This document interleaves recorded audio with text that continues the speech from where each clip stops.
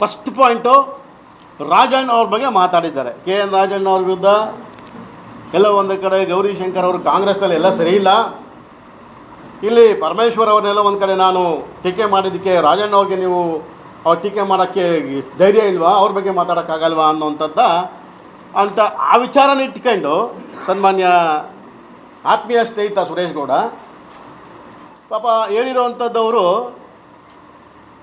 ರಾಜಣ್ಣ ಅವರೆಲ್ಲ ಒಂದು ಕಡೆ ಅವ್ರ ಬಗ್ಗೆ ನಾನು ಹೇಳಿರೋವಂಥದ್ದು, ರಾಜಣ್ಣ ಅವ್ರ ಬಗ್ಗೆ ನೀನು ಯಾಕೆ ಅವ್ರ ಬಗ್ಗೆ ಟೀಕೆ ಮಾಡ್ತಾ ಇಲ್ಲ ಅಂತ ನನ್ನ ಪ್ರಶ್ನೆ ಅಷ್ಟೆ.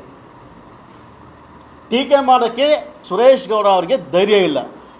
ಯಾಕೆಂದರೆ 2013 MLA ಆಗಬೇಕು ಅಂದರೆ ರಾಜಣ್ಣ ಅವ್ರ ಆಶೀರ್ವಾದ ಇಲ್ಲದೆ ಹೋಗಿದ್ರೆ ಸುರೇಶ್ ಗೌಡ ತುಮಕೂರು ಗ್ರಾಮಾಂತರಲ್ಲಿ ನನ್ನ ಮೇಲೆ MLA ಆಗ್ತಿರ್ಲಿಲ್ಲ. ಅದಕ್ಕೆ ಧೈರ್ಯ ಇಲ್ಲ ಅಂತ ನಾನು ಹೇಳಿದ್ದು.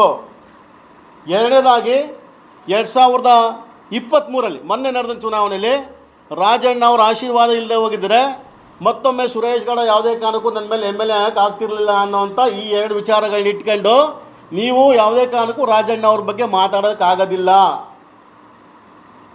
ಧೈರ್ಯ ಇರಲ್ಲ ನಿಮಗೆ ಅನ್ನೋವಂಥ ವಿಚಾರನ ಪ್ರಸ್ತಾಪ ಮಾಡಿದ್ದು ನಾನು ಮೊನ್ನೆ.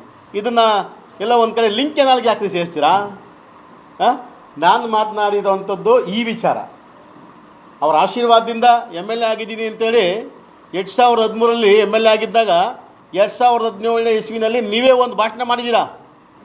ಕಂಬತ್ನಳ್ಳಿ ಅಂತ ಗ್ರಾಮದಲ್ಲಿ VSSN ಸೊಸೈಟಿದು ಒಂದು ಕಾರ್ಯಕ್ರಮ ಆಗ್ತಾ ಇರ್ತದೆ. ಅಲ್ಲೇ ಹೇಳೋರೆ ಸ್ಟೇಜ್ ಮೇಲೆ, ಸನ್ಮಾನ್ಯ ಸುರೇಶ್ ಗೌಡ್ರ ನಿಮಗೆ ಆತ್ಮಸಾಕ್ಷಿ ಇದ್ದರೆ ದಯವಿಟ್ಟು ಮಾಧ್ಯಮದವ್ರ ಮುಂದೆ ಹೇಳಬೇಕಾಗ್ತದೆ ಅಲ್ರಿ. ನೀವೇ ಹೇಳಿದ್ರೆ ರಾಜಣ್ಣ ಅವ್ರ ಪಕ್ಕದಲ್ಲೇ ಕೂತವ್ರು ಅವ್ರ ಆಶೀರ್ವಾದ ಇಲ್ಲ ಅಂದರೆ ನಾನು MLA ಆಗ್ತಿರಲಿಲ್ಲ ಅಂತೇಳಿ ರಾಜಣ್ಣ ಅವ್ರು ಹೊಗಳಿದ್ದೀರಾ, ನೀವು ಹೇಳಿದ್ದೀರಾ. ಹಂಗಾಗಿ ನಿಮಗೆ ಧೈರ್ಯ ತಾಕತ್ತಿಲ್ಲ, ಗಂಡಸ್ತನ ಇಲ್ಲ ಅವ್ರ ಬಗ್ಗೆ ಮಾತಾಡೋಕ್ಕೆ ಅಂತ ಹೇಳಿದ್ದೀನಿ ಬಿಟ್ರೆ ವಿನ ಬೇರೆ ಅರ್ಥ ಅಲ್ಲ ಅಂತದನ್ನ ನಾನು ಒಂದು ಸ್ಪಷ್ಟೀಕರಣ ಕೊಡಲಿಕ್ಕೆ ಬಯಸ್ತಾ ಇದ್ದೀನಿ.